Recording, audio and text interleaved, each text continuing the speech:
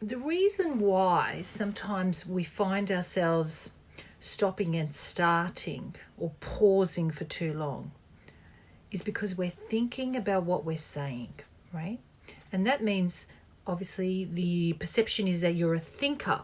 You think and you're looking for words. You're looking for expressions. You're also concerned about using the wrong words and maybe not being understood. So there's a lot of thinking going on. And that's a different style of communication as opposed to gut speaking, which is if you feel it in your body, not in your head, but you feel it in your body, or heart speaking, you feel it in your heart. So when you're feeling it in the heart, there's more of a flow. It feels like the breath is flowing and it feels more like a river. There's a flow going on. There's no stopping and starting, and your head doesn't always fully get it. And if it tries to interrupt, it then ruins the flow.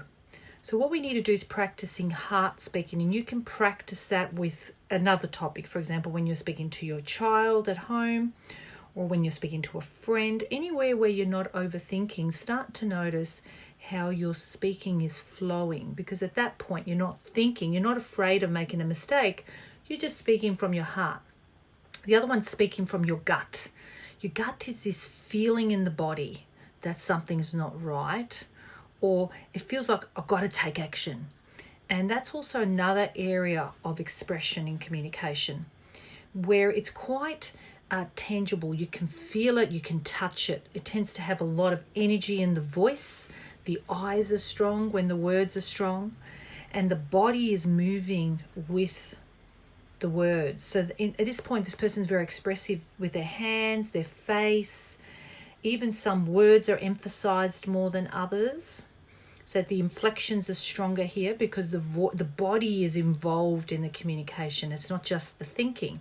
All right. So in a nutshell, the thinking tends to stop and start because you're wondering if you're using the right words. Your eyes also go somewhere else. They lose the focus with the person. The heart is more breathy and soft and nurturing and kind and forgiving and very, very I'm like you, you're like me. And the gut is like, no, we need to change this. Or, wow, that was really exciting. I loved that, but that wasn't right. And there's a lot of body expression. Now, how do you know what to use where? Is usually you should look at the person you're speaking to and see what their style is. And then you match and mirror them. So you try to pick up on their style. And if they are also a thinker, meaning they stop, they wonder, they think, they correct their words, then it's okay. You're not as exposed. But when somebody's a heart speaker and you're a thinker, you're kind of interrupting the flow of two people. Because communication is between two people or you and an audience. You want that flow to keep happening with no interruption. And the flow is usually that it's matching and mirroring what the client wants or what that one person wants. So either way, any of those three expressions are okay depending on the person in front of you. My preference is always gut because I think it's more authentic and my body's connected to my words. And when I think, I jumble it up, right? And I do like the heart one because I think there's more of a passion in it, and you can see that the person's being kind and they really mean it, and you can feel it more, right? You can feel it. Whereas the thinking, I think, stops and starts too much and it's interruptive. So always check who that person is and utilize different expressions by experimenting. Like, for example, for your heart space, go and speak to somebody where that heart space is activated.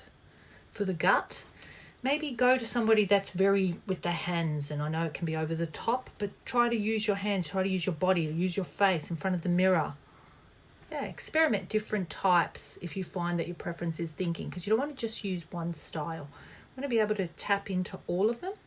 They give you a different experience. They give you a different experience, but they also give others a different experience about you.